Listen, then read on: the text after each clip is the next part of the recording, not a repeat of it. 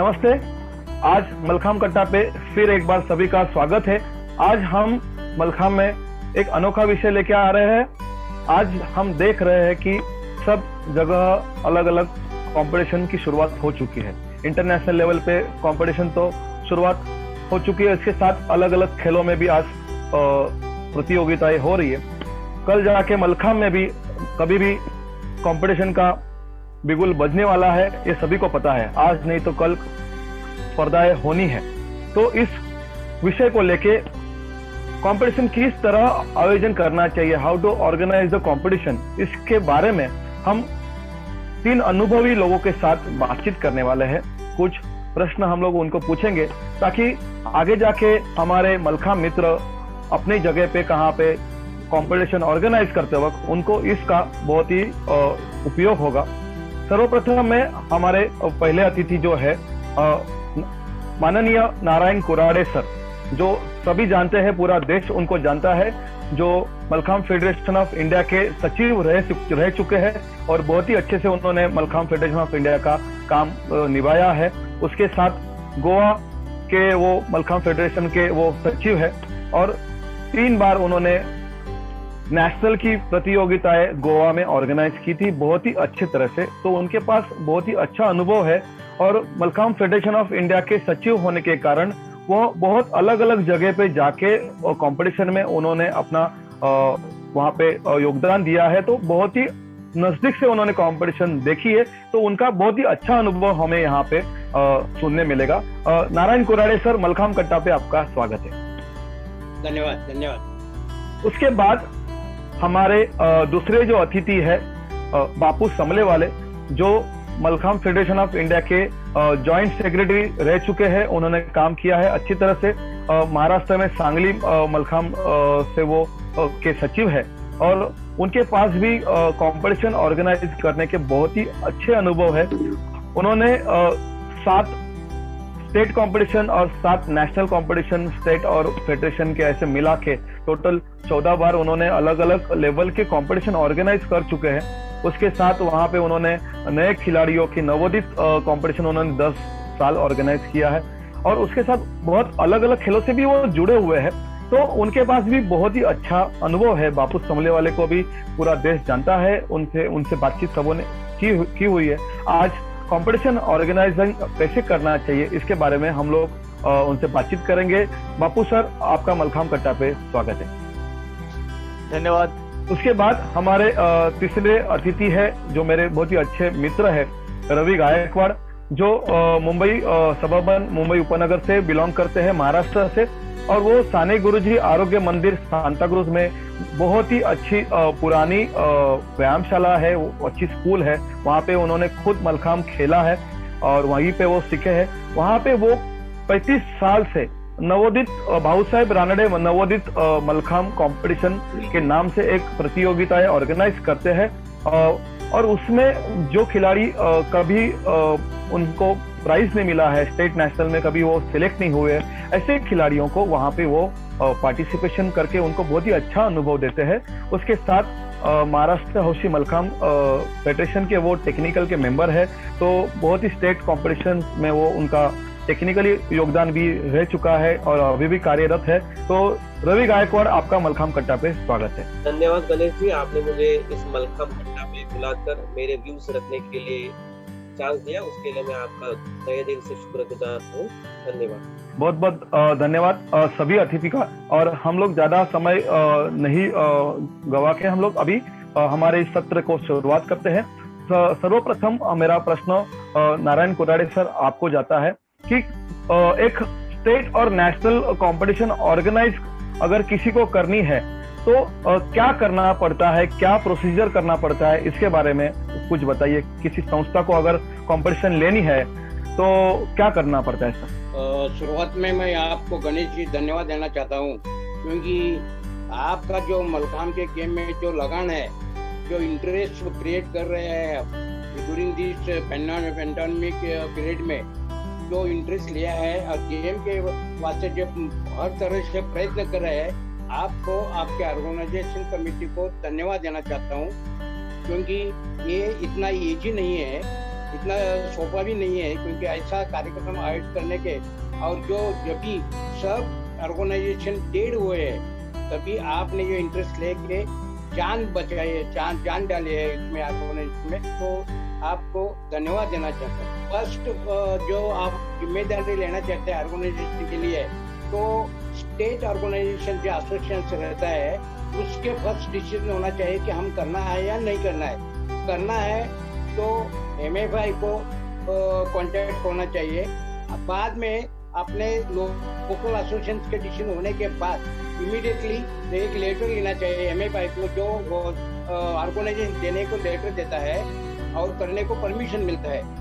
बाद में परमिशन मिलने के बाद आपने डिफरेंट कमिटी चूज करना चाहिए, क्योंकि जो जिम्मेदारी रहती है, रिस्पॉन्सिबिलिटी है, वो वर्क डिस्ट्रीब्यूशन होना चाहिए। मेन कमिटी रहती है चीफ पैट्रन की, वो अच्छे लोग चाहे तो हो सकता है तो मिनिस्टर ले सकता है, चाहे हो सकता है तो कलेक्टर ले सकता है, जिसके समाज में इम्प्रेसिव पर्सनालिटी का वो ये रहता है, उसके यूटिलाइज का होना चाहिए, ताकि सब जो सब कमेटी रहा तो रिस्पॉन्सिबिलिटी डिस्ट्रीब्यूशन होता है। रिस्पॉन्सिबिलिटी डिस्ट्रीब्यूशन हुआ तो ऑर्गेनाइजेशन अच्छे तरह से होता है। बोला तो कमेटी सब कमेटी के ऐसे तरह से होना चाहिए। चीफ पैट्रन में सेक्रेटरी रहता है और असिस्टेंट ऑर्गेनाइजेशन का प्रेसिडेंट रहता है।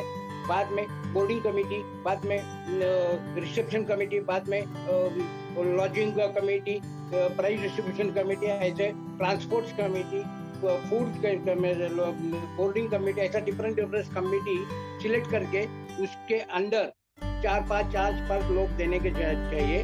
और बाद में वर्क डिस्ट्रीब्यूशन, रिस्पॉन्सिबिलिटी डिस्ट्रीब्यूशन होना चाहिए, ताकि ऑर्गेनाइजेशन स्मूथली और सक्सेसफुल होना चाहिए। किसी भी कमेटी ने दूसरे कमेटी का ये नहीं करना, अपने कमेटी की जितनी जिम्मेदारी है उतना ही काम करना चाहिए। ये कोऑपरेशन और coordination very important for the organisation. बहुत ही अच्छे से आपने बताया नारायण सर कि आज अगर स्टेट या नेशनल कंपटीशन ऑर्गेनाइज करनी है तो आपको मलखाम फेडरेशन ऑफ इंडिया या फिर आपके यहाँ पे जो स्टेट कमिटीज है ऑर्गेनाइजिंग एसोसिएशन, उनको आप लेटर लिखिए और उनसे अगर हमको आपको परमिशन मिलती है, वो जानेंगे कि आपके पास कैसी व्यवस्था है, आप किस तरह से ऑर्गेनाइज करने की आपकी ताकत है, और वो सब देख के उनकी टेक्निकल कमेटी और सब वो एक साथ एक डिसीजन लेके आपको अपने कंपटीशन वो अपने सौंपते हैं, और फिर हम लोग इसकी जिम्मेदारी लेके वो स्पर्धा कंपटीशन हम लोग हमारे यहाँ पे ले सकते हैं। ये आपने बहुत ही अच्छी तरह से बताया। बापू सर, आपको मेरा अगला प्रश्न है कि हम लोगों ने परमिशन MFI या हमारे स्टेट फेडरेशन या कोई और हम लोग कोई इन्विटेशन भी कंपटीशन लेते हैं तो वो हम लोगों ने ले लिया, हम लोगों ने ठान लिया कि अभी कंपटीशन हम लोगों ने लेना है। इसके अलावा कुछ अलग परमिशन की जरूरत हमें पड़ती है क्या, कि कौन से और अलग अलग परमिशन लेने की जरूरत है ताकि आगे जाके दिक्कतें नहीं आए? धन्यवाद। मलखाम कट्टा के सभी सदस्यों को मैं प्रमाण करता हूं कि ये मलखाम अपना पूरा देश में फैल रहा है और उसका श्रेय पूरा अपनी टीम को देना चाहिए, और मैं पूरे इसे मैं धन्यवाद देना चाहता हूं कि ये मलखाम अपना सभी भारतवासियों को ये पहुंचा रहा है। इसलिए सब कम्युनिटी को फिर से एक बार धन्यवाद। और मैं कहना चाहता हूँ कि जब अपने परमिशन मिलती है तो टेक्निकल कमेटी की काम शुरू होती है, उसके बाद पहले वहाँ पे जो परमिशन और भी लेनी पड़ती है, जो अपने परमिशन पुलिस की भी, उसके बाद प्रथमोपचार यानी सिविल सर्जन जो भी अपने एक्सीडेंट होते हैं, तो ये एक्सीडेंट होने के किस कारण से होते हैं, वो सिविल सर्जन को एक टीम बुलानी पड़ती है, क्योंकि एक्सीडेंट होने पर तुरंत उनको प्रथमोपचार मिलना चाहिए, ये भी है। और उसके बाद पुलिस की भी है, क्योंकि कुछ प्रॉब्लम आ गया तो वहाँ पे पुलिस उपलब्ध होना चाहिए और कुछ प्रॉब्लम सॉल्व कर सकते हैं। बहुत ही अच्छे से सर आपने बताया कि आज इसके बारे में सबको पता होना चाहिए कि कोई भी कंपटीशन ऑर्गेनाइज करने के लिए एक बार परमिशन लेने के बाद ऐसे बहुत सारी तकनीकी परमिशन लेना जरूरी होती है। जैसे सर ने बताया पुलिस परमिशन है, या अपने नजदीकी जो भी स्वास्थ्य कि डॉक्टर्स है या कोई एम्बुलेंस की जरूरत है, तो जो भी है उसके लिए हम लोग से पहले से एडवांस में परमिशन लेके डॉक्टर और उन लोग की समय लेके हमारा कंपटीशन में कुछ दिक्कत नहीं आई। उसके साथ ही फायर ब्रिगेड की भी परमिशन हमें लेनी पड़ती है कि वहाँ पे कुछ इमरजेंसी में कुछ हम लोग को कुछ व्यवस्था के लिए वो आके देखते हैं और हमें उसकी भी वो परमिशन लेने की जरूरत है। ट्रैफिक पुलिस भी वाके वहाँ पे थोड़ा सा हमें सहयोग करते हैं। ऐसे बहुत सारी टेक्निकी परमिशन है जो हमें लेना पड़ता है ताकि आगे जाके आपके कंपटीशन में कोई बड़े अतिथि आते हैं तो हमें पुलिस के साथ बहुत सारे ऐसे हेल्प होती है। रवि सर, मुझे आपका अगला प्रश्न आपको पूछता हूँ कि कंपटीशन ऑर्गेनाइज करने के लिए सबसे शुरुआत कहाँ से करनी पड़ती है? क्योंकि बहुत जन बोलते हैं कि कंपटीशन लेनी है लेकिन शुरुआत कहाँ से करना है यही किसी को पता नहीं, उसके बारे में कुछ बताइए। धन्यवाद गणेश जी। मैं मलखम कट्टा के सभी परिवार सदस्यों को बधाई देता हूँ। निरंतर आपका ये उपक्रम चल रहा है। आपका जो प्रश्न पूछा गया है बहुत लाभदायी होगा जो कंपटीशन ऑर्गेनाइज करना चाहते हैं उनके लिए। सबसे पहली बात है जो कमेटी है, जो संस्था के सदस्य हैं, वो उन्होंने ठान लेनी चाहिए कि हाँ हमें यह स्पर्धा लेनी है और उस स्पर्धा लेने के लिए मुझे लगने वाली क्या क्या चीजें लगने वाली है उसकी रूपरेखा जो प्रशिक्षक है उनके मार्फत उस संस्था के प्रमुख व्यक्ति को दी जाती है। उस प्रमुख व्यक्ति को देने के बाद वो प्रमुख व्यक्ति हमें पूछता है भाई आप ये फंड कहाँ से जुटाने वाले हो और हम कितना फंड देने वाले हैं उसके लिए। तो इस हिसाब से हम पूरी निष्ठा से वह कार्य करते हैं और वो हमारा पूरा 100% देना चाहते हैं कि हम यह स्पर्धा लेने के लिए मानसिक दृष्टया यानी टेक्निकली हम we should be ready to take that competition. तो आत्मविश्वास तो बहुत जरूरी है। उसके बाद सब जो कमिटी मेंबर्स हैं वो भी पॉजिटिव होना चाहिए। यह मेरा कहना है कि यह जब पॉजिटिव वे से शुरू होगा तो आगे की चीज नरेंद्र कोडारी सर ने ऑलरेडी बताई हुई है और उसी को लगते हुए बाबू सर ने भी वो चीजें ऐड की है। उसी प्रकार आपने भी बहुत सी चीजें उन्हें उसमें ऐड किया है क्योंकि आपको तो पता है मुंबई में बहुत सारी परमिशन लेने की जरूरत होती है। सही बात बताई रवि सर कि पहले सभी टीम का एक मनोबल बहुत ही पॉजिटिव होना जरूरी है ताकि आगे जाके एक यूनिटी के साथ एक साथ काम करना बहुत ही जरूरी है। तभी हमारा जो कंपटीशन का जो गोल है तो वो बहुत ही अच्छे से हम लोग निभा सकते हैं।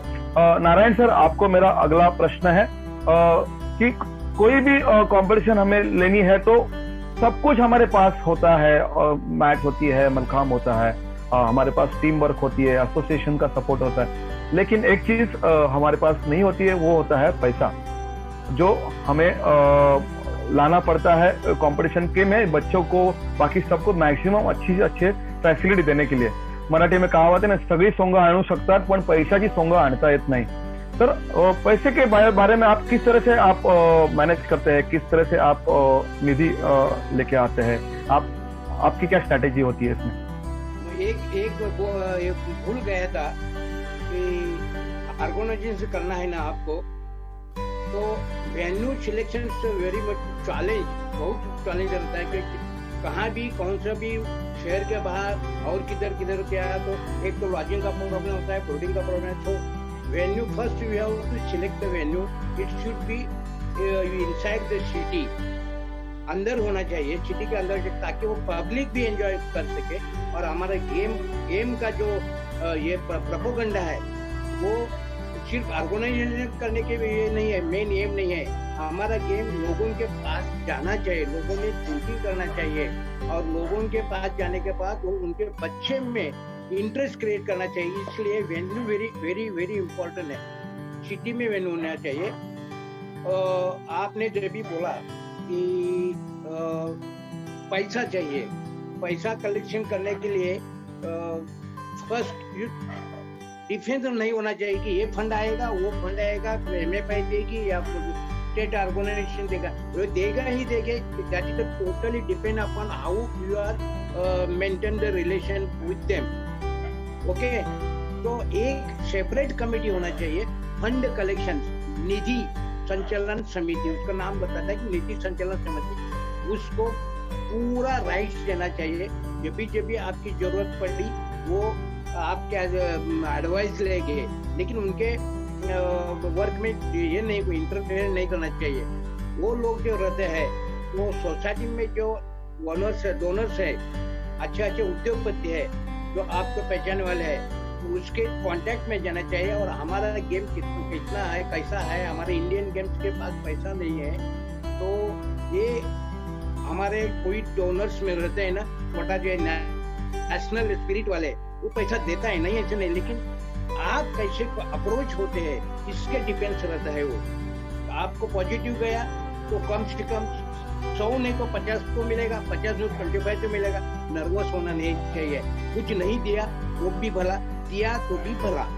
यही एक हमारे कहावत है कि हमारे पादरी लोग रहते हैं ना, पादरी लोग मदद मांगने के लिए जाता है तो कोई एक थप्पड़ देता है, थप्पड़ देने के बाद बोलता है अरे और एक थप्पड़ दे दो लेकिन मेरे को पैसा दे दो। हमारा गेम ये गरीबों का गेम है, लेबर्स और फार्मर्स बच्चों का गेम है। ऐसा बड़े पैसे वाला क्रिकेट और वैसा कोई है ना, वैसे वाला नहीं है। तो अपमान हुआ फिर भी उनके साथ जाना चाहिए, नहीं छोड़ना चाहिए। इतना जैसा फादर के चिकाटी रहते फादर हमारे, वैसा ही होना चाहिए कि ये फंड कलेक्शन करना चाहिए। बाद में आपका कॉन्फिडेंस आएगा। आपका फंड कलेक्शन होने के बाद ऑर्गेनाइजेशन कमेटी जो मेन रहते हैं उनको भी कॉन्फिडेंस आएगा कि definitely we will success for this organisation. तो और एक बताता हूँ कि फंड होने के बाद आपका चलन वलन बहुत अच्छे क्लीन रहना चाहिए, ताकि अगले ऑर्गेनाइजेशन में बिन बुलाया आपको बुलाएंगे, सर ये ले लो पैसा, क्योंकि आपके जैसा ये, क्योंकि मेरा इतना अनुभव है, मेरा एक्सपीरियंस है। मेरे मिनिस्टर ने प्लेन चेक दिया था, ना नाम लिखा था ना अमाउंट लिखा था। ये विश्वास पैदा करना चाहिए सोसाइटी में, लोगों के पास विश्वास करना चाहिए। कमिटी, सब कमिटी के पास भी विश्वास होना चाहिए कि पैसा देंगे तो अच्छे तरह से यूटिलाइज होगा, वो बच्चे के पास जाएगा पैसा। ऐसा नहीं कि सेल्फिश अपना ही खर्चा नहीं होगा। एक्सलेंट यूटिलाइजेशन होंगे, एक पैसा इधर नहीं होता। इतना विश्वास सोसाइटी में लोगों के पास पैदा करना चाहिए। ये ऑर्गेनाइजेशन के और फंड कलेक्शन कमेटी की जिम्मेदारी रहती है। बाद में आपको मेरा गोवा 8 लाख गोवा नेशनल को देता है, 8 लाख जैसा MFI भी देता है, लेकिन depend upon participant state, strength of the participant he 100% participant state रहता है तो 100% ग्रांट्स मिलती है। 12 लाख होते हैं। 75% पार्टिसिपेंट हुआ तो कम से कम 9 लाख मिलते हैं। उसके कम या तो हाफ मिलते हैं, लेकिन मिलती है, ग्रांट्स मिलती है। स्टेट का डिपेंड अपॉन यूर स्टेट्स, जो कुछ है कुछ स्टेट में नहीं मिलता, लेकिन मेरा गोवा में पिछले नेशनल में 8 लाख मेरे को मिला था, 8 लाख और उसका नेशनल का, और हमने ओन फंड कलेक्शन किया है। टोटल 20 लाख एक्सपेंडिचर किया था हमने। फिर भी बचा हुआ हम बैंक में डालता है, जो अगले नेशनल पे या कोई गरीब बच्चा हो उसको यूटिलाइज हो। ऐसा है फंड कलेक्शन क्या रहता है। You be on to success totally depend upon fund. बाकी सब मराठी में कहावत आहे ना, बाकी सगळी सोंग करता येतात, पैशाची नाही. पण पैशासाठी तुम्ही अतिशय चाणाक्ष राहिलं पाहिजे, लोकांना हिशेब दिला पाहिजे तुम्ही व्यवस्थित जमा। Thank you very much sir. ये विषय में आपने बहुत ही विस्तृत बताया कि आज पैसे का विषय है, तो थोड़ा सा उसको हमें अच्छे से आँख खोल के उसको और अच्छे से क्योंकि विश्वास इसमें नहीं जाना चाहिए। और वह जो आने वाला पैसा होता है, जो निधि आता है, जो भी हमारे पास आता है, वो सही जगह पे यूटिलाइज हो, खिलाड़ियों के लिए यूटिलाइज हो, कंपटीशन में कोई दिक्कत ही नहीं आए। इसके लिए हम लोग उसको किस तरह से यूज करें, इसके लिए बहुत ही महत्वपूर्ण है। और सर ने बताया कि पैसा आने से, निधि आने से, उसके ऊपर ही कंपटीशन का जो वैल्यू होता है या दर्जा होता है या उसका जो स्टैंडर्ड होता है वो डिपेंड होता है। जितने पैसे हमारे पास अच्छे आते हैं, हम लोग उतने ही अच्छे क्वालिटी की, अच्छे लेवल की कंपटीशन ऑर्गेनाइज कर सकते हैं। तो इसके लिए मेरे सभी मलखाम प्रेमी को मैं विनती करूंगा कि अपने आजू बाजू वाले जितने लोग हैं उनसे संपर्क में रहे,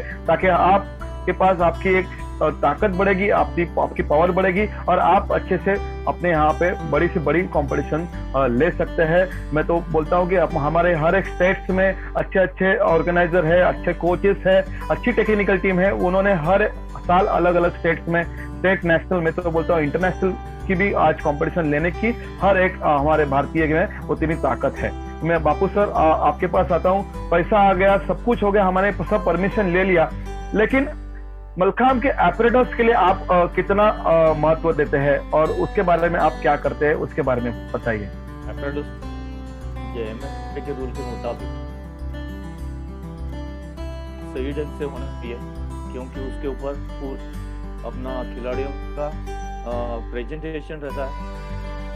जब अप्रूव्ड तो पर खिलाड़ी अपना परफॉर्मेंस अच्छा सकता है। अनुभव है कि जो एपरेटस ठीक ढंग से नहीं होते तब वहाँ पे एक्सीडेंट हो सकते हैं, बच्चों को चोट पहुँच सकती है और अलग अलग से इसमें अवगत हो सकते हैं। तो इम्पोर्टेंट हमने जो एमएफआई के रूल के मुताबिक जो भी मेजरमेंट है सही ढंग से उस तरह अभी पहले उसमें नहीं थे एपरेटस, तो उससे स्पर्धा का आयोजन कर रहे थे, लेकिन अभी तो आर्थिक बारीकी में आए तो ग्रांट्स मिलती है, तो एपरेटस सही से और एमएफआई के रूल के मुताबिक रहना चाहिए, तो पर्दे का आयोजन अच्छा कर सकते। सेफ्टी के लिए क्रैश मैट और बाजू में एरिना अच्छा तो उसमें एपरेटस की जो भी सेट माननी बोलते तो सेट का आयोजन तो अच्छा चाहिए, तो उसका इफेक्ट अपने कंपटीशन में होता है और जब खिलाड़ियों का मन प्रसन्न होगा तब उनका परफॉर्मेंस अच्छा हो सकता है। बहुत बहुत धन्यवाद बापू सर, आपने बहुत ही इम्पोर्टेंट पे आपने हमें आंसर दिया कि आज एपरेटस सही नहीं होगा तो खिलाड़ी गिर सकता है, एक्सीडेंट हो सकता है और वो हमारे कंपटीशन से सबसे बड़ा फेल्योर है। मैं ये सबको बताना चाहूंगा कि खिलाड़ियों का आज नुकसान मतलब कंपटीशन का नाम खराब, तो खिलाड़ी गिरना नहीं चाहिए। आज हर एक खिलाड़ी अपने घर का खिलाड़ी है, इस तरह से हम लोग को उनको वहां पे व्यवस्था देनी चाहिए। जो फेडरेशन में लिखा है उस रूल के हिसाब से हमारे पास एपरेटस होना चाहिए और मैच की क्वालिटी अच्छी होनी चाहिए, जैसे आपने बताया वैसे क्रैश मैट होना चाहिए और थोड़ा उसका क्वालिटी भी अच्छा होना चाहिए, ताकि खिलाड़ी आज जब भी अपने जान पे लेके परफॉर्मेंस देते हैं तभी वो कहाँ पे भी हमारे ऑर्गेनाइजिंग के एपरेटस के वजह से या मैच के वजह से उनको कुछ इंजरीज नहीं आए। ये आपने बहुत ही अच्छे मुद्दे को सबके सामने रखा। रवि सर, आपको पूछना चाहूंगा कि कंपटीशन एरिना कैसे होना चाहिए। जैसे आज नारायण सर ने भी बताया कि जगह भी इंपॉर्टेंट होती है सब, और मैंने बहुत साल आप जिस तरह से कंपटीशन ऑर्गेनाइज करते हैं मैं देखता हूँ कि इतनी जगह नहीं होती है आपके स्कूल में, लेकिन आपके यहाँ पे हजार स्टूडेंट्स आके कंपटीशन खेल के जाते हैं, तो आप बहुत ही अच्छे से मैनेज करते हैं और अच्छे से आपके पास मैन पावर भी होती है। तो आप अपने पूरे भारत के मित्रों को किस तरह से आज मार्गदर्शन करेंगे कि कंपटीशन एरिना किस तरह से होना चाहिए? थैंक यू गणेश जी, ये बहुत ही इम्पोर्टेंट आपने जो मुद्दा उठाया है कि जो खिलाड़ी आता है तो खेलने के लिए उसका जो शुरुआत होती है खेल की वो पोडियम से होगी। अगर वो बच्चे को एक नया हो या जुड़ा हो, उसको एक सेट करने के लिए एक अच्छा वातावरण दिया जाए। फॉर एग्जाम्पल अपन जब पोडियम बनाते हैं तो उसको उसका थोड़ा सा उसका जो स्टैंडर्ड है उसको बढ़ाने की हम कोशिश करते हैं। आपने जैसे कहा हम भाऊ साहब रानडे कॉम्पिटिशन ऑर्गेनाइज करते हैं, हमारा केंद्र बिंदु है वो खिलाड़ी है। जैसे क्रिकेट में ओपनर बैट्समैन जैसे इतना इम्पोर्टेंट होता है, वैसे हमारे लिए हमारा हर एक खिलाड़ी हो हमारा ओपनर बैट्समैन है, वो आके अच्छी तरह परफॉर्म करे। तो उसके लिए हम जो स्पर्धा का आयोजन करते हैं तभी उस खिलाड़ी को लगने वाले पोषक जो चीज है उनकी ख्याल रखते हो। फॉर एग्जाम्पल पोडियम, उसके बाद उसको आने के लिए सेट करने से पहले सिटिंग अरेंजमेंट कैसी होनी चाहिए। He should be sit in a proper way that he should not feel any, he should not hesitate, अरे यार मुझे बैठने के लिए जगह नहीं है। तो हम उसके लिए पूरे टीम के लिए बैठने की व्यवस्था की गई है, प्रॉपर तरह से उनके रखने के लिए जो टी शर्ट है, शूज है, उसकी भी हमने व्यवस्था की है। तो he should not feel that I am neglected, कि ये मलखम्ब में हमने कुछ दिया नहीं। तो हम ये पूरी चीजों का भी ख्याल रखते हैं। परफॉर्मेंस करने के बाद, वो होने के बाद, उसको जाने के लिए, उसके बाद जाने के बाद वो कहाँ बैठेंगे, ये सब हमारी जो तकनीकी टीम है वो काम करती है। जैसे आपने कहा हमारे यहाँ 1-2 दिन की कंपटीशन होती है, उसमें हजार व्यक्ति आते हैं। तो बैठने की कमतरता होने की वजह से हमने क्या किया, फिर वो पोडियम की साथ साथ हम लोगों ने जो स्टैंड बनाने की व्यवस्था की। तो अब बच्चे जो आते हैं, उनके पेरेंट भी आते हैं, उनको उनका बच्चे का परफॉर्मेंस देखने के लिए आगे आने की जरूरत नहीं है। एलिवेटेड जो स्टैंड होते हैं उसमें बैठ के वो अपने बच्चे का परफॉर्मेंस सामने देख सकते हैं। इसी हिसाब से हमने खेल और खिलाड़ी को केंद्र बिंदु मानते हुए यह स्पर्धा का, हम जो मैं जो बात कर रहा हूँ, मैं भावसाहब रणेंद्र नवोदित मल्लखम्ब स्पर्धा की बात कर रहा हूँ, उसको मध्य रखते हुए हम ये काम करते हैं। धन्यवाद। तो रवि सर, आपको ही एक उसी को लेकर प्रश्न पूछना चाहता हूँ, क्योंकि आज लोग स्टेट नेशनल कंपटीशन भी आज ऑर्गेनाइज करेंगे, तो उसके बारे में भी कुछ बताइए कि स्टेट नेशनल में एरिना कैसे होना चाहिए और कैसे डिस्टेंस रखना है और किस तरह से जगह होनी चाहिए। जैसे हम आपने कहा, हम खाली पोल मलखम्ब और रोप मलखम्ब की कंपटीशन लेते हैं, मगर आप जब कहते हैं ये जो हमारी जो कंपटीशन है वो थोड़ी सी लिमिटेड हो गई। जब स्टेट और नेशनल की बात करते हैं हम, तब हमें पोल, रोप, हैंगिंग, ऐसे 3 एपरेटस की ध्यान में रखते हुए वो काम करने की जरूरत होती है। तो मुझे लगता है कि हर एक जो सेट है, मतलब एरिना है, उसके बीच में कम से कम थोड़ा सा, नहीं बोले तो 9 से 10 फीट की दूरी जरूर होनी चाहिए, क्योंकि पोल मलखम्ब को अपना अलग वेटेज मिले, हैंगिंग मलखम्ब को अपना अलग वेटेज मिले और रोप मलखम्ब को अपना अलग वेटेज मिले। आपको पता है नरेंद्र मोदी जी, रिजू जी हमारे लिए मलखम्ब के बारे में बता रहे हैं, काम कर रहे हैं। उस तरह अभी हमारा दायित्व बनता है कि मलखम्ब, रोप मलखम्ब और हैंगिंग मलखम्ब को ऊपर लाने की जिम्मेदारी हमारी है। तो उसके लिए हमें स्टेट कंपटीशन, नेशनल कंपटीशन और इंटरनेशनल कंपटीशन अभी जो हुआ है, उसके मद्देनजर होते हुए हमें अपने को भी अपग्रेड करने की जरूरत आ गई है, क्योंकि अभी नेशनल को ग्रांट भी मिलने लगे हैं। तो हम जब बच्चों को केंद्र बिंदु मानकर चले, तो हम उनके लिए अच्छे से अच्छा साधन देके हुए उनको अपलिफ्ट कर सकते हैं, ऐसे मेरा कहना है। बहुत अच्छे रवि सर, और आज यही बहुत ही महत्वपूर्ण बात है कि आज खिलाड़ी बढ़ेगा, खिलाड़ी की प्रगति है तभी मलखम्ब की प्रगति है, ये तो सभी को पता है। और इसीलिए हम लोग प्रतियोगिताएं में मैक्सिमम अच्छी बेनिफिट और ज्यादा से ज्यादा अच्छी चीज खिलाड़ियों को देने की कोशिश करते हैं। मैं बापू सर को भी इसके बारे में कुछ उनके विचार है तो रखने की विनती करूंगा। मैं ये कहना चाहता हूँ, जब स्टेट और नेशनल टूर्नामेंट ऑर्गेनाइज कर सकते हैं तो उसका एरिना स्टैंडर्ड इसी तरह होना चाहिए, क्योंकि एरिना अच्छा होगा और खिलाड़ियों को मन प्रसन्न होता है, पहली बात। और दूसरी बात, जब हैंगिंग, पोल, रोप अलग अलग के सेट की जब आयोजन करते हैं सेट का, तब वहाँ जब अपनी टीम आती है, टीम आने के बाद उनको बैठने की व्यवस्था, जजेस की व्यवस्था और उनके कोचेस, टीम मैनेजर, उनकी बैठने की व्यवस्था, ये मोस्ट इम्पोर्टेंट है। क्योंकि जब अपना एक खिलाड़ियों का सेट चालू होता है, तब 3 प्लेयर या 5 प्लेयर उनके बैठने की व्यवस्था वहाँ होनी चाहिए, क्योंकि वो हर तरह से अपना खिलाड़ियों का सेट देख सकते हैं और उनको रेस्ट भी मिल सकती है, ये भी इम्पोर्टेंट है। और दूसरी बात है, उनके बैठने की व्यवस्था की जाने से उनको थोड़ा आराम मिलता है और परफॉर्म करने के लिए उनको चालना मिलती है। सही बात है। आज इसी प्रश्न को बापू सर ने बहुत ही अच्छे से, उनके अनुभव भी हमारे पास रखे।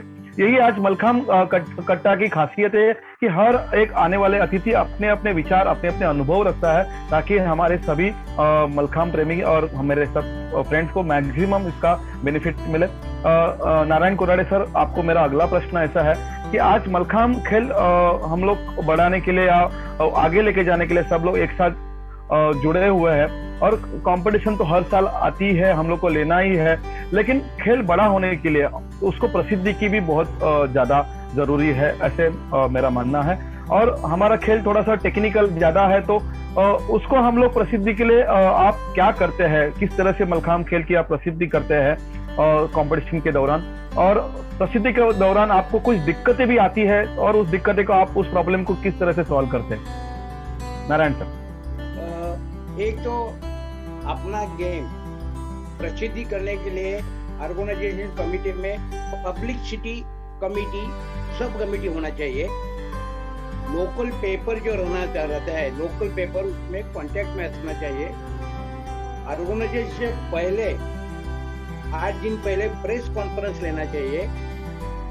प्रेस कॉन्फ्रेंस में अपना गेम क्या है, कैसा आयोजित करना है, कहाँ तक जाना है, कहाँ अभी गया है, ये इंटरनेशनल पे गया है, कितने स्टेट, कितने कंट्रीज खेलते हैं, कितने कंट्रीज में जाना चाहिए, ये कम से कम 8 डेज बिफोर प्रेस कॉन्फ्रेंस लेके लोकल में पब्लिसिटी होना चाहिए, ताकि लोगों को मालूम पड़ेगा कि ये मलखाम है, ये हिंदुस्तानी गेम है, ये मिट्टी का गेम है, और ये खेलने वाले बच्चे हैं, वो लोगों के ध्यान में रहेंगे। हर स्कूल में, लोकल स्कूल रहता है, उसमें लेटर लेना चाहिए, लिखना चाहिए कि तो ये हमारा ऑर्गेनाइजेशन है, और आप सिलेक्टेड प्लेयर्स उसमें ऑब्जर्व करने के लिए, निरीक्षण करने के लिए भेजना चाहिए, ताकि लोकल स्कूल्स रहते हैं वो 100% रिस्पॉन्सिबिलिटी मिलती है। मेरा अनुभव है आज तक का।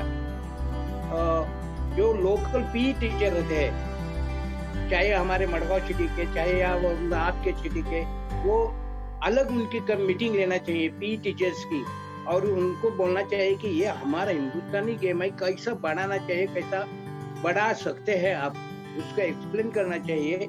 और उसको भी कोई पी टीचर्स की या स्पोर्ट्स पर्सन रहते हैं लोकल में, जो इंटरनेशनल, नेशनल खेले हुए, चाहे कौन से भी गेम का हो, ऐसा कुछ नहीं है, उसके विचार अपने गेम डेवलप करने के लिए लेना चाहिए, लेन देन होना चाहिए, चाहे क्रिकेट वाला हो, चाहे जो केरकर अवार्डी, जुबा दादा हमारा अवार्डी हो, या चाहे छत्रपति अवार्डी हो, डिफरेंस गेम के रहते हैं, लेकिन उनके नॉलेज जो रहते हैं ऑर्गेनाइजेशन के बारे में लेना चाहिए, उनके नॉलेज यूटिलाइज होना चाहिए, सक्सेसफुली करना है तो, ताकि ये एक होता है कि हमारा गेम, अरे ये तो अब हमारा गेम है, ऐसा इंटरेस्ट क्रिएट होता है ना। Publicity very important. सही बात है सर, और पब्लिसिटी होगी तभी हमारा खेल आगे बढ़ेगा। और आप जिस तरह से अच्छे से बताया कि आज प्रेस कॉन्फ्रेंस होना चाहिए, हमारे विषय सबके सामने जाना चाहिए, press news. Yes sir, please. और एक बताना चाहता हूँ, लकीली पिछले 4 साल से central government ministry, honourable prime minister, honourable sports minister Kiren Rijiju ji, Rathore ji, Goyal ji, इन्होंने बहुत अच्छे तरह से गेम डेवलप करने के लिए इंटरेस्ट लिया है। उसका पूरा बेनिफिट MFI ने लेना चाहिए, या लोकल ऑर्गेनाइजेशन होते हैं उन्होंने लेना चाहिए। बैनर्स, सिटी में बैनर्स लगाना चाहिए, हर सिटी में, पूरा सिटी में बैनर्स लगाना चाहिए कि ये नेशनल है, ये है, ऐसा बैनर्स लगाना चाहिए, तो लोगों को मालूम पड़ेगा कि ये कुछ ना कुछ है, अच्छे है, चल रहा है, गेम डेवलप हो रहा है, ऐसा लोगों के पास जाएगा ना। सही बात सर, और आज इसी के माध्यम से मलखाम खेल बढ़ रहा है और आगे भी बढ़ेगा। आपने जिस तरह से हमारे जो प्रधानमंत्री माननीय नरेंद्र मोदी जी का नाम लिया, उन्होंने भी एक बार मन की बात में मलखाम का जिक्र किया था, तब से मलखाम ये वर्ड सभी भारतीयों को पता चला। इसके साथ वो अपने अपने ट्विटर पे, अलग अलग अपने सोशल मीडिया पे हमारे खेल के बारे में वो लिखते हैं। और मैं तो चाहता हूँ कि आप बैनर लगाइए, मीडिया में जाइए और न्यूज में आना चाहिए, लेकिन सोशल मीडिया का भी आज नया जमाना है। जो आज नई पीढ़ी है वो मलखाम के साथ वो मोबाइल से भी जुड़ी है, तो उनको ये चीज ज्यादा से ज्यादा हम लोग सोशल मीडिया के माध्यम से अगर पहुंचा सके तो वो भी बहुत ही अच्छा होगा और उसका बहुत ही हमें आगे जाके बेनिफिट मिलेगा। तो प्रचार और प्रसार मलखाम के कंपटीशन के लिए और मलखाम खेल आगे लेके जाने के लिए बहुत ही महत्व का भाग है, ये हम लोग सबका मानना है। बापू सर, मुझे आपको एक प्रश्न पूछना है, थोड़ा ट्रिकी प्रश्न है कि कंपटीशन ऑर्गेनाइज करने के लिए ऐसी कौन सी महत्व की बात है उससे बहुत ध्यान देना जरूरी है? व्हाट इज IMP, इम्पोर्टेंट क्या है वो आपने इतना आपके पास अनुभव है, उसके बारे में कुछ बताइए।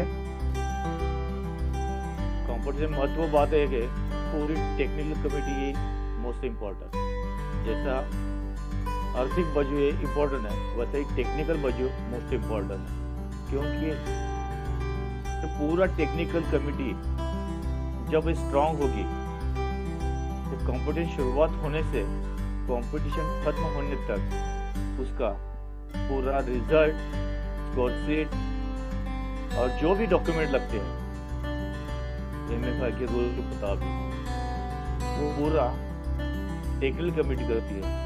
वो जो स्ट्रांग होगी तो वो व्यवस्थित ऑर्गेनाइज कर सकती है। कोई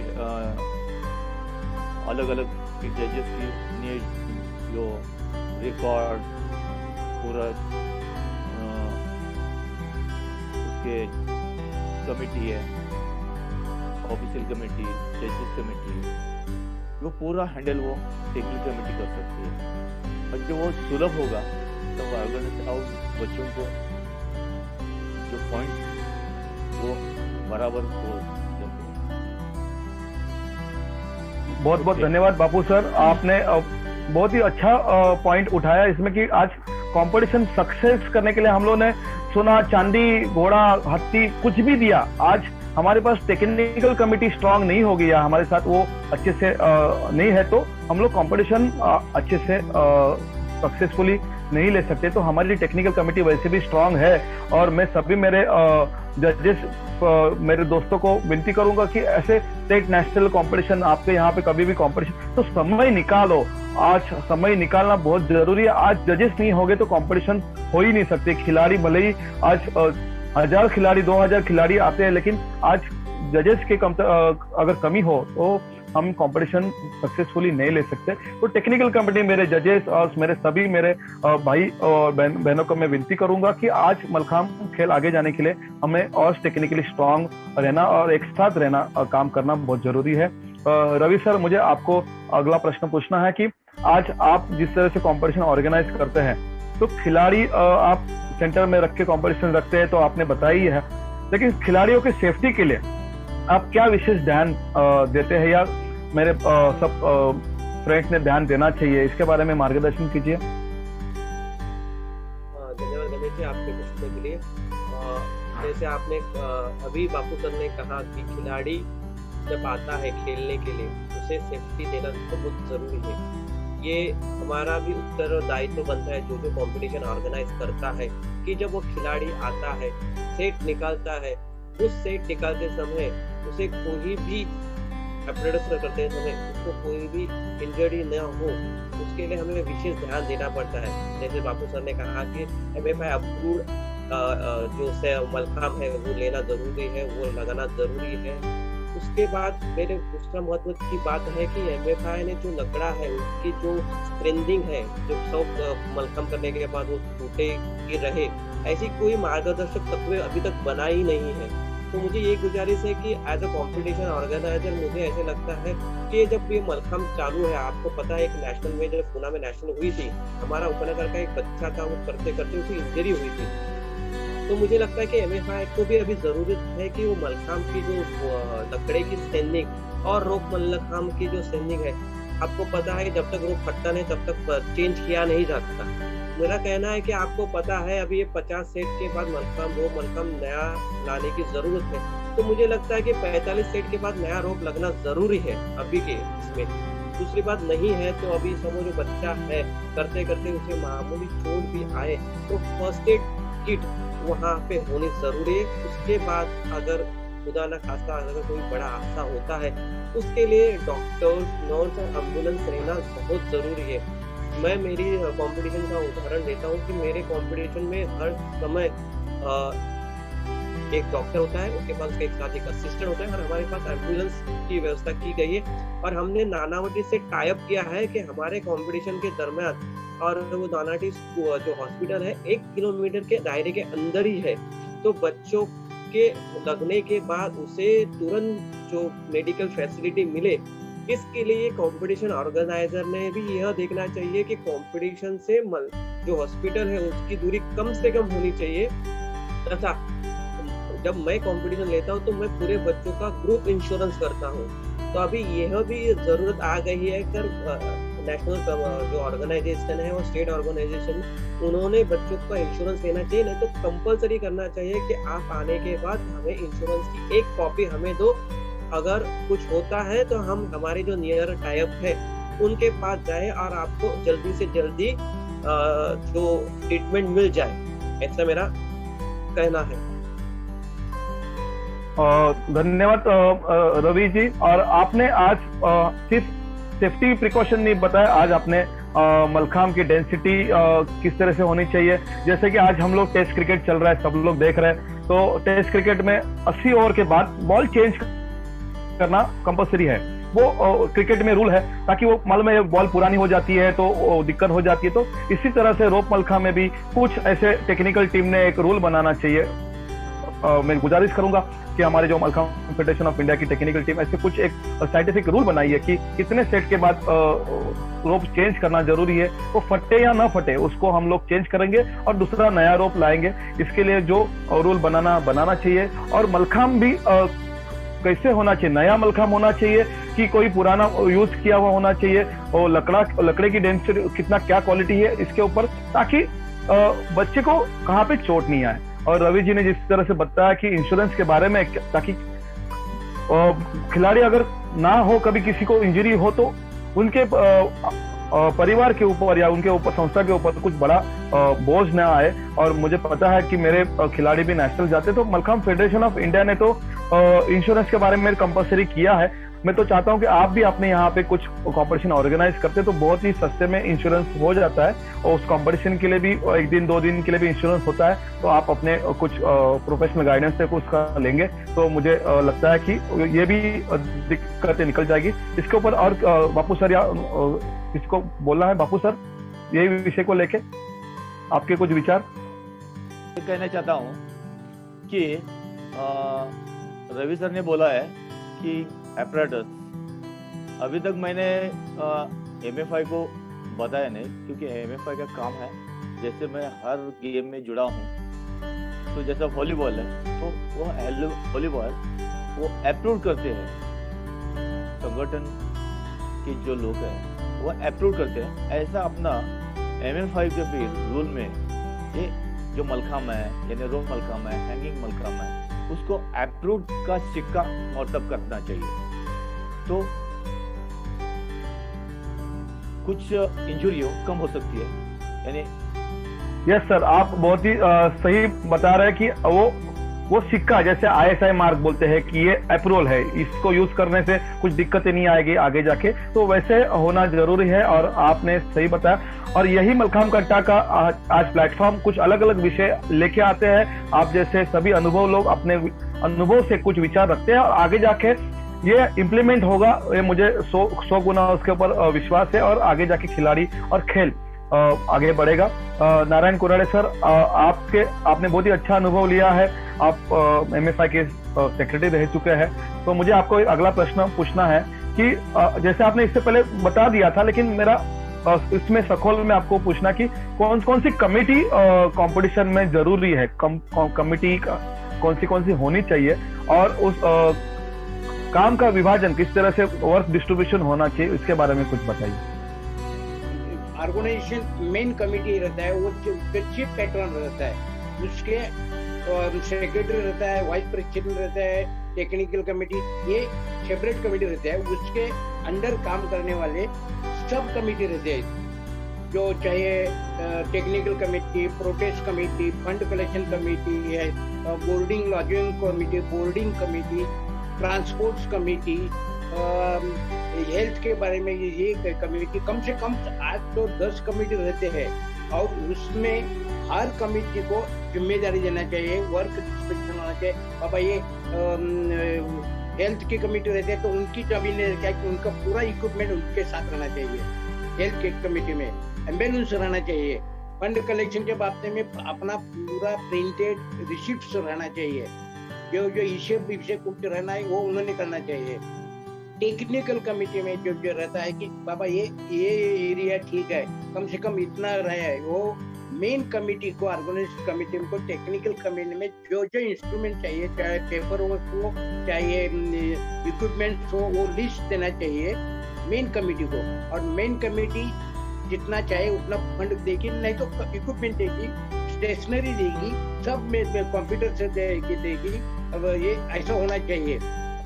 बोर्डिंग वाले ने सिर्फ बोर्डिंग में ये इधर अच्छे रूम है क्या नहीं, कंडीशन है क्या नहीं, संडास अच्छा है क्या नहीं, बाथरूम अच्छे है क्या नहीं, ये उनकी जिम्मेदारी है। लॉजिंग वाले ने उधर नहीं जाना चाहिए। लॉजिंग वाले ने क्या क्या फूड्स देना है, कौन सा क्वालिटी का देना है, क्या क्या देना है, तो ये पूरा लॉजिंग कमेटी में चार्ट बना के सवेरे का ये ब्रेकफास्ट होगा, दोपहर का ये खाना होगा, शाम का ये होगा, दोपहर का ये टी होगा, ये लिस्ट बनाना चाहिए।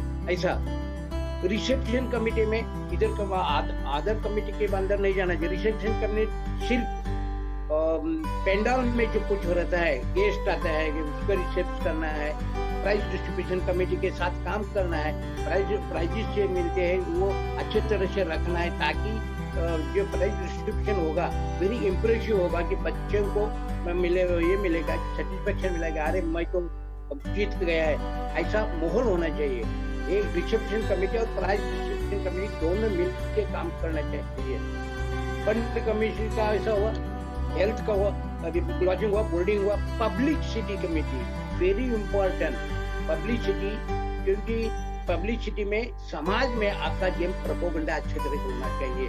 नहीं तो कुछ भी आया तो ये कोने में ऑर्गेनाइज किया ना, ये पब्लिक आया ना, हमने खेल के हम छोड़ के आए, हमारे बच्चे जाएंगे, ऑफिस चल जाएंगे, उधर ही वो कौन देखने वाला ही नहीं है उधर। ऐसा कभी भी होना नहीं चाहिए, क्योंकि हम तो हर रोज खेलने वाले हैं ना, हमारे ग्राउंड में खेलते हैं, हमारे व्यायामशाला में खेलते हैं, लेकिन पब्लिक ने अप्रिशिएट करना चाहिए। यार ये महाराष्ट्र का बच्चा अच्छा है, ये गोवा का बच्चा है, ये एमपी का बच्चा बहुत अच्छे तरह से कर रहा है। पब्लिक बहुत इंटेलिजेंट रहता है, कोई इस बच्चे ने अच्छे किया और मार्क्स कम दिया जज में तो इमीडिएटली कमेंट्स आते हैं, क्योंकि मेरा एक्सपीरियंस है, नहीं ये रिजल्ट अच्छा नहीं हुआ।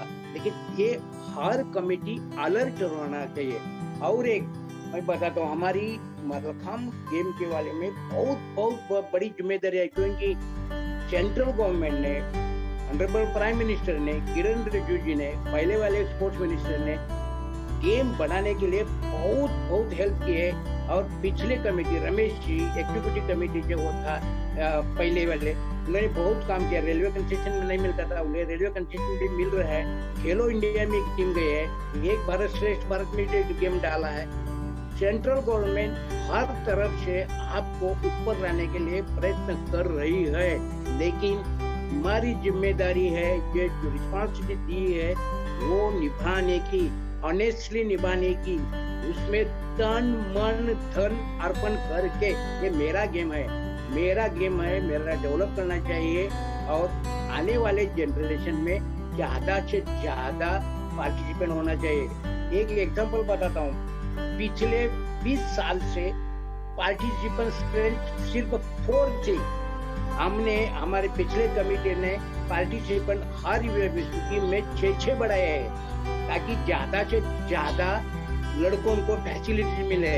अभी सेंट्रल गवर्नमेंट ने रिसेंटली डिसीजन लिया है कि हमारा मलखांब सिविल सर्विस में इंक्लूड किया है, जो अदर गेम्स में फैसिलिटी मिलते, चाहे मिलिट्री हो, चाहे एडमिनिस्ट्रेशन हो, कौन सा भी जो स्पोर्ट्स कोटा रहता है उसमें हमारा गेम इंक्लूड किया है। हर स्टेट में किया है, गोवा में भी किया है, महाराष्ट्र में भी किया है, सेंट्रल में भी किया है। वो फैसिलिटीज अभी लोगों को जाने क्लियर को बोलना चाहिए, ये फैसिलिटी तो है अभी, ये अपने खेला तो ये फैसिलिटी अभी हर स्टेट नेशनल चैंपियनशिप को 10,000 स्कॉलरशिप मिलती है। और नेशनल चैंपियनशिप को फर्स्ट सेकंड थर्ड को अभी हमारा गोवा का एक लड़का है उसके ऑलरेडी बैंक में अकाउंट में आ गया है। हमारे प्रेसिडेंट इतने प्रयत्न कर रहे हैं, पिछले 2 साल के लिस्ट जिसको मिला नहीं उसको भेज रहे हैं, लेकिन रिस्पॉन्स बहुत पुअर आ रहा है। चाहे वो 3 स्टेट का मैं नाम लेता हूँ, महाराष्ट्र के कल कोई नहीं है अभी तक दिए नहीं, तमिलनाडु के दिए नहीं, MP के दिए नहीं, 2 साल के स्कॉलरशिप उसके बच्चों के दिए नहीं। लेकिन हमारे स्टेट एसोसिएशन बहुत अलर्ट होना चाहिए, जो बच्चों को फैसिलिटी सेंट्रल गवर्नमेंट दे रहा है उसको वहां तक मिलना चाहिए। ऐसा ये हमारी बहुत बड़ी जिम्मेदारी है, अभी गेम डेवलप करने के लिए बहुत बड़ी जिम्मेदारी है। Thank you very much sir. और आज सभी को पता है कि नारायण कोराडे सर के पास बहुत ही अच्छा अनुभव है, और आज वो उनको मैंने अगर रोका नहीं ना तो वो बोलते रहेंगे और हमें ज्यादा से ज्यादा जानकारी मलखाम के बारे में मिलेगी, ये मुझे पूरा विश्वास है। आज हमें पता है कि समय का भी हमारे पास बहुत ही रिस्ट्रिक्शन है। मैं रवि जी को पूछना चाहूंगा कि इसी विषय को लेके आपको कुछ आपकी राय रखनी है। यस गणेश जी, नारायण कोराडे ने बहुत अच्छी बात कही। अभी बच्चों के लिए पैसे मिल रहे हैं, सब हो रहा है। उसी तरह अभी मुझे ऐसे लगता है कि अभी ऐसे स्थिति आ गई है जिस प्रकार हर राज्य में क्रिकेट का एक स्टेडियम बना है, उस तरह मल्लखांब का हर स्टेडियम हर राज्य के में होना चाहिए। अगर हम मलखांब को केंद्र बिंदु बना रहे हैं, पॉपुलर कर रहे हैं, तो हमारा भी एक एज अ ऑर्गेनाइजिंग आपका जो विषय है, आज के विषय को मैं ऊपर लेता हूँ। अभी जो आप जब टेलीकास्ट करोगे तो मैं हर एक सेक्रेटरी से गुजारिश करता हूँ कि आप अपने स्टेट गवर्नमेंट को अपना प्रपोजल दे दो कि हमारे मलखांब को बढ़ाने के लिए अब हमें एक स्टेडियम की जरूरत हो, वहाँ लोग आए। हम इनिशियली फ्री ऑफ कॉस्ट में उसका देंगे, बच्चों को दिखाएंगे और उसका महत्व भी बढ़ाएंगे। जब अपने पास स्टेडियम होगा तो अपने आप अपना मलखांब का नाम वहाँ पे होगा। आज अपन बोल सकते हैं बाळंबट दादा देवधर इन मुंबई, उसी तरह गोवा में हो, ऐसे विविध राज्यों में जब बनेंगे। आज देखा जाए, अभी कोराडे सर ने कहा कि सेंट्रल गवर्नमेंट हमें पैसा देती है, इसी तरह हम MFI से गुजारिश कर सकते हैं कि इस तरह एक और एक प्रावधान हमारे मलखांब के लिए सेंट्रल गवर्नमेंट में फंड स्पेशली रिलीज करे कि हर एक राज्य में मल्लखांब के लिए स्टेडियम बनाया जाए। जैसे उन्होंने अभी मलखांब के लिए सैंक्शन किए हैं, बच्चों के टी-शर्ट ट्रैक सूट के लिए दिए हैं, उसी तरह अभी मलखांब के हर एक स्टेट बॉडी को अपना स्टेडियम बनाने के लिए जगह और पैसों की सहायता करें। धन्यवाद। बहुत ही अच्छे से विषय रवि जी आपने रखा। इसी विषय को लेके बापू सर का भी वापिस कुछ शायद अनुभव हमें सुनने मिलेगा। बापू सर, जब मलखांब कमेटी अलग अलग जो शुरुआत होती है, रिसेप्शन, खिलाड़ी आते हैं, उनका रजिस्ट्रेशन वगैरह करके हो जाता है। लेकिन जब आने के बाद उनका रजिस्ट्रेशन होना चाहिए, उसके बाद भोजन, निवास और अलग अलग कमेटी में उनका सहयोग होना चाहिए, इंटरेस्ट होना। जो भी इंटरेस्ट है वो इंटरेस्ट कमेटी में उनकी सहयोग देना चाहिए। और एरिना उसके बाद में जब कोराडे सर ने बताया कि ये अपना जो प्रचार प्रसार होने के लिए मलखांब का, तो वास्तव्य जो ठिकान है वो अच्छा होना चाहिए, क्योंकि वहाँ प्रेक्षक जब होते हैं, मलखांब देखने के लिए आते हैं, तो जितना मॉब बढ़ेगा उतना मलखांब भी बढ़ेगा उसके साथ में। और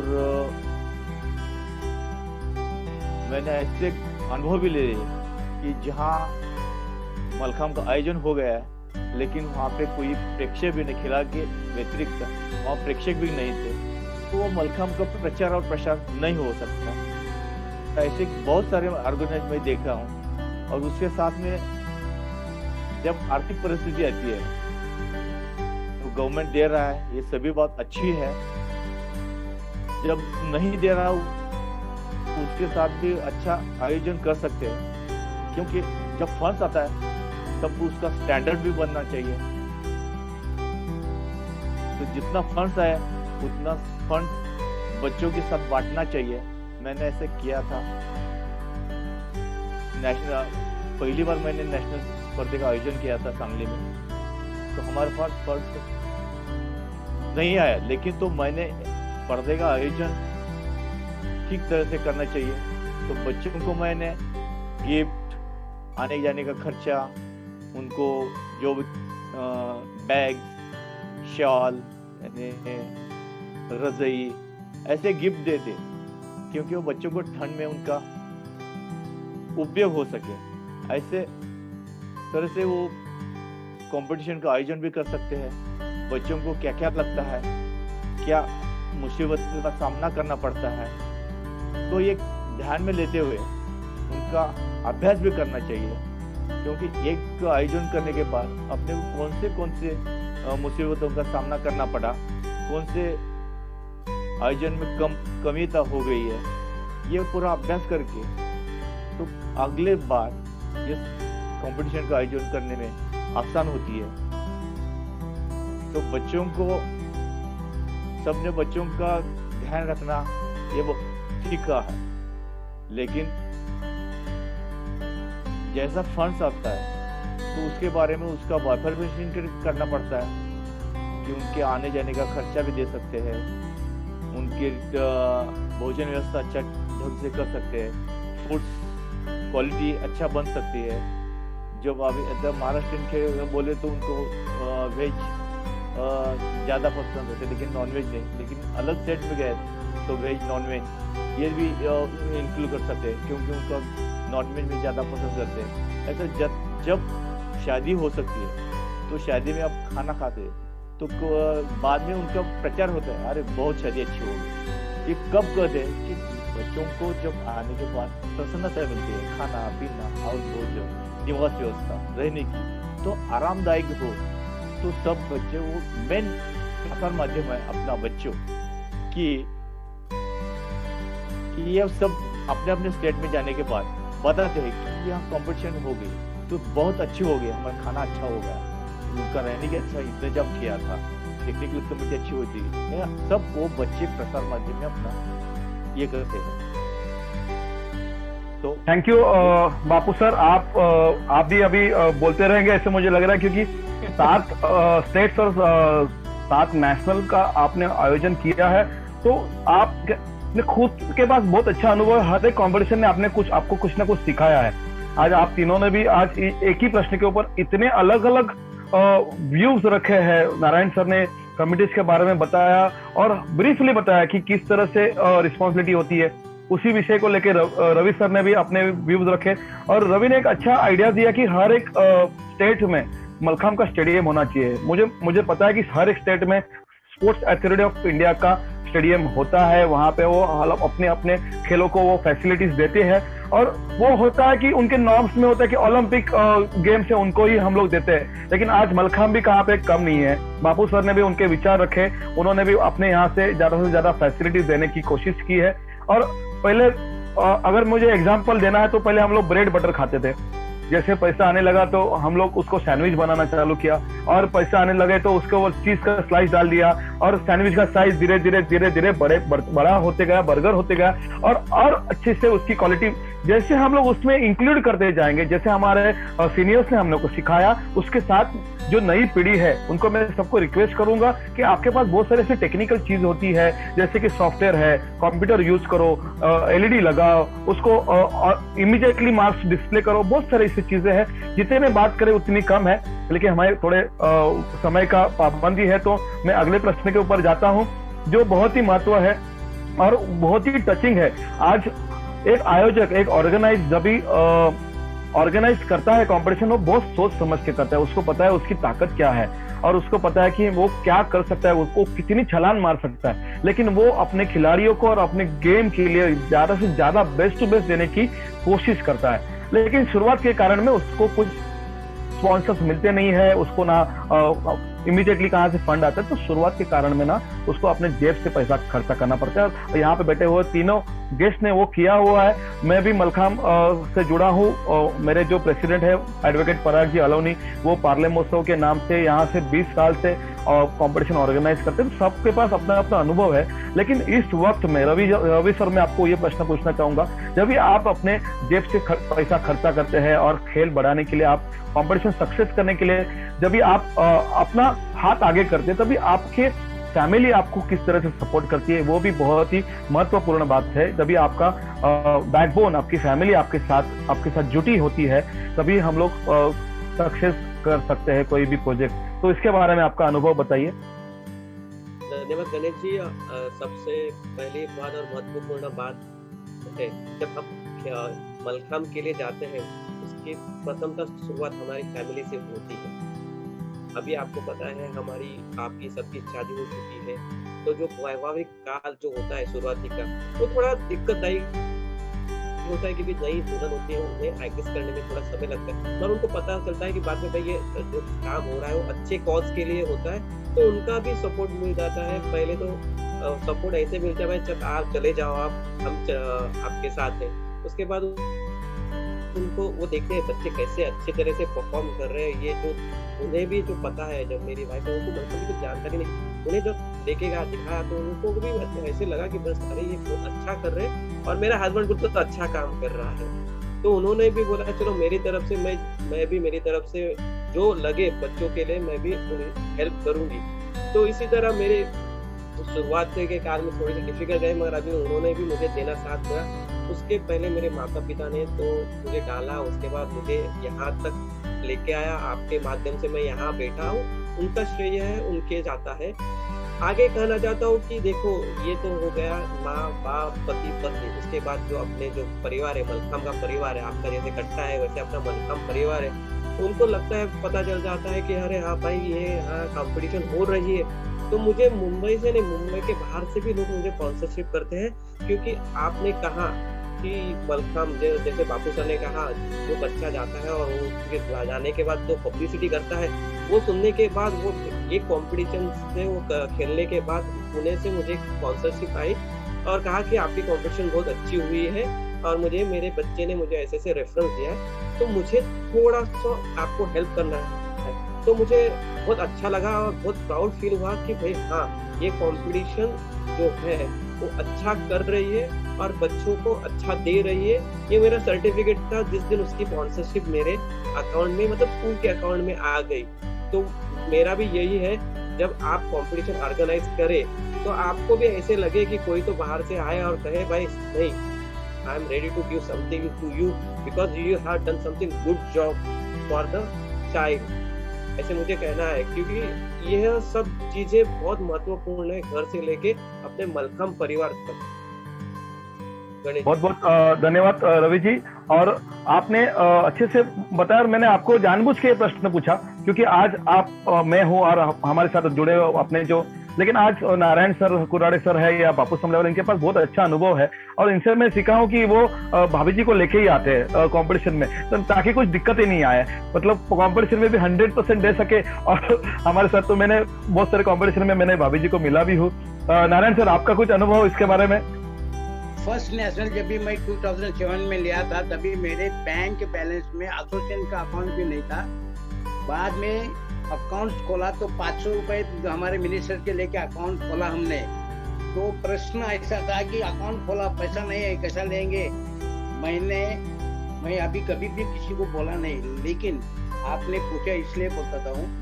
मेरे लड़की के शादी के लिए 4 लाख रुपए विड्रॉ प्रोविडेंट फंड से किया था, वो यूटिलाइज किया हमने। ध्यान में है क्या? जो आपने करना है तो पूरा तन मन धन अर्पण करके, और इसलिए मेरे फैमिली ने बहुत सपोर्ट किया, इतना सपोर्ट किया कि तुम क्या कर रहे हैं। ऐसा नहीं कभी पूछा कि जो 4 लाख मैंने शादी के लिए विड्रॉ किया था वो यूटिलाइज किया। बाद में मेरे मिनिस्टर में यहाँ मेरा करते हुए कि मिनिस्टर का नाम इधर लेना ही चाहिए, जो मेरा प्रेसिडेंट है डौलीकर साहब ने जब भी ऑर्गेनाइजेशन हुआ जरूरत पड़ी तो डौलीकर साहब बोला कि किसी के दरवाजे पर मत जाना, मैं है ना प्रेसिडेंट जिंदा। तो पिछले नेशनल में भी स्टेज का फंक्शन चल रहा था ऊपर राइजेशन, तभी मेरे पास 2 लाख का पैकेज लाके दिया। हर नेशनल में ऐसा 2-2, 3-3 लाख का तो बोलते हैं कि क्या कम है बोलो हम करेंगे। ऐसा भी विश्वास होना चाहिए, भगवान देता है अच्छे तरह से, अच्छे लगन से हम काम कर रहे हैं ना, डेफिनेटली ये शेय अपने मिलता ही मिलता है। लेकिन ऑर्गेनाइजेशन के बिना मुताबिक से मेरे को कुछ मिलेगा, मेरे को बैलेंस मिलेगा, मेरा बैंक बैलेंस बढ़ेगा, ऐसा कभी सोचना नहीं। भगवान कभी भी आपको हेल्प नहीं करेगा, लोग भी नहीं हेल्प करेंगे। ऑर्गेनाइजेशन इज द चैलेंज रहता है। सर आपने बहुत ही अच्छे से विषय को रखा और आज मुझे बहुत फक्र फील हो रहा है कि आज मलखाम कट्टा के माध्यम से आज आपने दिल की बात पूरे अपने भारत देश के सामने रखी। आज ये चीज कोई बताता नहीं कि मैंने कितना किया है तो क्यों किया है। आज आप अपने खुद के लड़की के शादी के 4 लाख कंपटीशन के लिए आगे करना, इसके लिए बहुत बड़ा दिल लगता है और वो आपके पास है। और यही मैं बाकी लोगों को नहीं बोलूंगा कि पैसा निकाल के मलखाम में डालो। आज इतनी परिस्थिति अपनी अच्छी हुई, लेकिन उस वक्त में इन्होंने आज जो किया है इसके वजह से आज मलखाम का वो लेवल हम लोग देख रहे हैं। आज बापू सर को मैं अगला प्रश्न पूछना चाहता हूं कि आज कंपटीशन हम लोग ऑर्गेनाइज करते हैं एज ए ऑर्गेनाइजर करके, तो खिलाड़ियों को उनका मान सम्मान मिलता है, प्राइजेस मिलते हैं, कोचेस को खुशी मिलती है, उनको रिस्पेक्ट मिलता है, पेरेंट्स को तो ऑब्वियसली अपना खिलाड़ी लड़का या लड़की खेलने के बाद उनको आनंद मिलता है, उनको प्राउड फील होता है। एक ऑर्गेनाइजर को क्या मिलता है? आज हम लोग इतनी मेहनत करते हैं और पूरा समय फैमिली को दूर करके या पूरा हम लोग इतना देते हैं, एक ऑर्गेनाइजर करके आपने क्या पाया सर इतने कंपटीशन ऑर्गेनाइज करके? इसके बारे में कुछ बताइए। ऑर्गेनाइज करने की जब क्षमता होती है और आयोजन करने का कंपटीशन मन में मैं ठाम करता हूँ, तो मैं पहली बार समझता हूँ कि जो खिलाड़ी है ये मेरा दैवत है। मैं जब कंपटीशन ऑर्गेनाइज करता हूँ तो मैं जब खिलाड़ी आए तो मेरे है कि पूजा मन से समझता हूँ कि पूजा करना चाहिए, ये खुश तो हम खुश हैं। उनकी सेवा करने में मुझे पूरा आनंद जो मिलता है जो कहीं नहीं मिलता, क्योंकि ये खेती है में बेटे समान बेटी समान होते हैं। तो जब मैं घर में अपने बेटे समान और बेटी को देखता हूँ, वो मैं खिलाड़ी में देखता हूँ कि ये खुश हो गए तो पूरा जो प्रचार है मलखाम का वो अच्छा होगा। और हमारा जो ऑर्गेनाइजेशन है जो सांगली में होगा, कहीं भी होगा, तो ये ऑर्गेनाइजेशन मैंने बाद में भी बताया था कि खिलाड़ी प्रसार माध्यम है, में सब को बताएंगे। ने सांगली में ऐसा आयोजन किया था, कुराडे सर ने गोवा में आयोजन किया था। ये पूरा प्रसार ये खिलाड़ी के माध्यम से होता है। और जो योग माध्यम खिलाड़ी है उनको जो मैं आनंद उनके चेहरे पर जो आनंद देखता हूँ तो मुझे सुख मिलता है। बहुत बहुत धन्यवाद बापू सर, यही मैं सुनना चाहता था और इसीलिए मैं आज ये कंपटीशन के विषय लेके सबके सामने आया हूँ कि कंपटीशन ऑर्गेनाइजर को एक सुख मिलता है, उसको एक सेटिस्फैक्शन मिलता है। आज मैं तो मानता हूँ कि आज ऑर्गेनाइजिंग में भी कंपटीशन हो गई कि उसकी कंपटीशन इतनी अच्छी तो मैं उससे अच्छा करने की कोशिश करूँ। इसका बेनिफिट तो लड़कों खिलाड़ियों को ही है और मलखाम को ही है, तो अपना ये लेवल भी बढ़ रहा है। तो ये बहुत ही आपने अच्छे से बताया। अतिथि देवो भव हम लोगों ने सबने सुना है कि हमारे घर में कोई भी मेहमान आता है तो उसको हम लोग एक भगवान की तरह हम लोग उसका ख्याल रखते हैं। उसी तरह अतिथि देवो भव के इसी मोटिव से हम लोग खिलाड़ियों का भी, आने वाले सब बाहर के स्टेट्स, हमारे सब बाहर के जजेस या कोचेस, उनका भी हम लोग ख्याल रखेंगे ताकि वो लोग लाइफ लॉन्ग हमने जो कंपटीशन ऑर्गेनाइज किए, हमने जो फैसिलिटीज बेस्ट टू बेस्ट देने की कोशिश की है, उसकी यादें वो अपने मन में रखे और वो देख के दूसरे भी हमारे दोस्त परिवार है वो भी प्रेरित होके उसी तरह से या उससे भी अच्छी प्रतियोगिताएं ऑर्गेनाइज करने की कोशिश करे, यही मैं इस माध्यम से बताना चाहता हूं।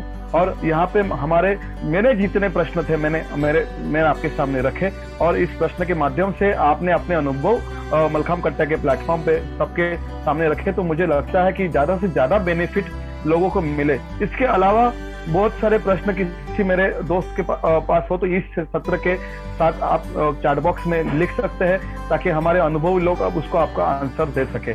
और अंत में मैं जब भी आता हूँ तभी आपको और कुछ आपकी मन की बात, इसके बारे में कुछ सुझाव जो मेरे से रह गया पूछना, उसके बारे में कुछ बताना है, या फिर आज का सत्र कैसे लगा, इसके हम लोग चर्चा करते हैं। मैं सर्वप्रथम रवि सर आपको ही विनती करूंगा, सबसे लास्ट प्रश्न आपको पूछता था, तो आप इसकी शुरुआत करो कि आपको ये सत्र कैसे लगा, आपका अनुभव कैसे रहा आज का मलखाम कट्टा का।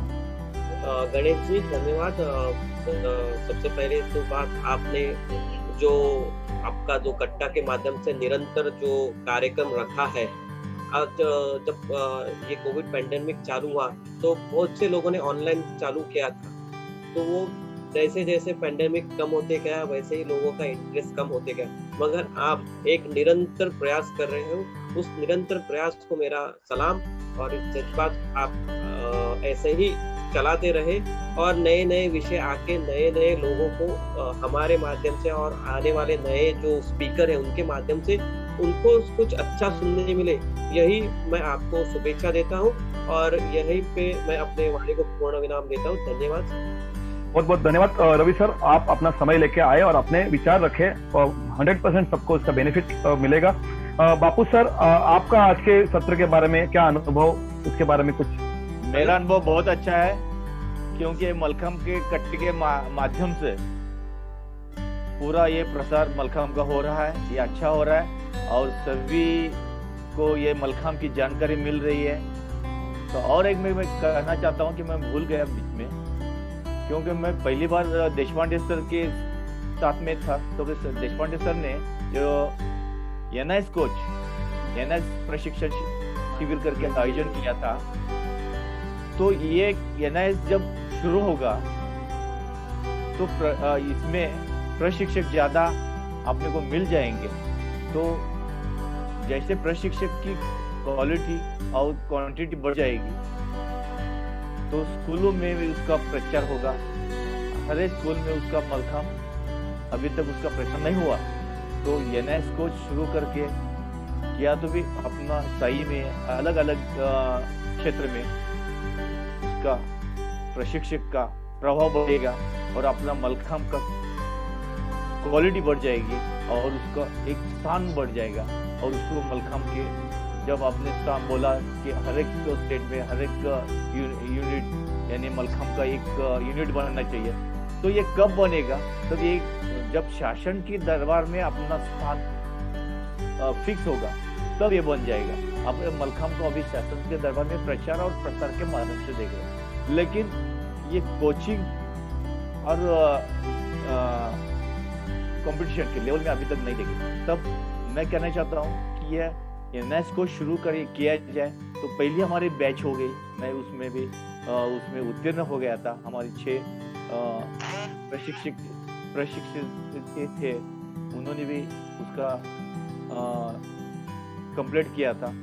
तो उसके आगे भी बढ़ना चाहिए, इसलिए मैं शासन को भी उनको मैं विनती करता हूँ कि ये शिविर चालू करें और अपना मलखाम को आगे बढ़ाने की कोशिश करें। और दूसरी ये मुझे मलखाम कट्टे के बारे में बोलने के लिए मुझे अवसर दिया और मैं मलखाम का जो आयोजन के बारे में बोल सका, तो मैं ये सभी अपने मलखाम कट्टे के कमेटी सदस्यों के और सबको मैं धन्यवाद देता हूँ। और आगे ये अपना ये कार्यकाल और चालू रहे, इसके लिए मैं आपको शुभेच्छा देना चाहता हूँ। बहुत बहुत धन्यवाद बापू सर। और आपने अपने विचार रखते रखते मैं आपको मतलब मैं कभी भी अगले सेशन के बारे में बताता नहीं, लेकिन अभी आपने विषय रखा इसलिए बता रहा हूँ। इसके बाद जो सेशन आने वाला है वो कोचिंग के ऊपर ही है और कैसे मैक्सिमम कोचेस बढ़े और किस तरह से कोचिंग फैसिलिटी लोगों को मिलना चाहिए, उसके बारे में हम लोग बातचीत करने वाले हैं। इसके बारे में मैं आज घोषित करता हूं कि अगला सेशन कोचिंग के ऊपर ही है। तो आपके और हमारे विचार बहुत एक साथ है, इसलिए हम लोग इसी प्लेटफॉर्म पे बातचीत कर रहे हैं। नारायण कोराड़े सर, आपको लास्ट प्रश्न है कि आपको आज का सत्र कैसे लगा, इसके बारे में आपको आपके विचार रखने हैं। अभी आप बहुत अच्छे तरह से आयोजित किया है, क्योंकि जो मलखाम में कार्य करते हैं, गवर्नमेंट है, सरकार है, ये इसके बारे में पूरा हिंदुस्तान में आपके वजह से ये मैसेज, अच्छे मैसेज, पॉजिटिव मैसेज, डेवलपमेंट के लिए मैसेज जा रहे हैं। आपको बहुत बहुत धन्यवाद देना चाहता है, क्योंकि इतना इजी नहीं है। आपका पूरा वैल्यूएबल टाइम स्पेंड करके यकीन इंटरेस्ट लेके आप जो कर रहे हैं ना, भगवान आपका भला करेंगे। हमारे खिलाड़ी भी मलखाम खेल के आपके दुआ मांगेंगे। धन्यवाद। धन्यवाद नारायण सर। और यहाँ पे हमारा सत्र समाप्त हो रहा है। मैं आए हुए सभी अतिथिगण का मन से शुक्रिया करता हूँ। नारायण कोराड़े सर, बापू समलेवाले सर और मेरा मित्र रवि गायकवाड़, ये तीनों ने अपने बहुत ही अच्छा अनुभव हमारे सामने रखा। और आज इन्हीं के वजह से आज हमारा मलखाम कट्टा आज अलग अलग विषय लेके आगे आ रहा है। करना बहुत इजी है, लेकिन हमारे एक यूनिटी होना जरूरी है, सब लोग का सपोर्ट लेना बहुत जरूरी है। उसी तरह से हमारे जो प्रेसिडेंट है, हमारे एडवोकेट पराग जी अरोनी, जो हमारे विलेपार्ले विधानसभा के एमएलए है, उसके साथ मेरे जो गुरु है, जिनके वजह से आज मलखाम कट्टा में अलग अलग विषय हम लोग लेके आ सकते हैं, महेश अटाले सर, जो सब जानते हैं, उनका भी बहुत बहुत धन्यवाद है।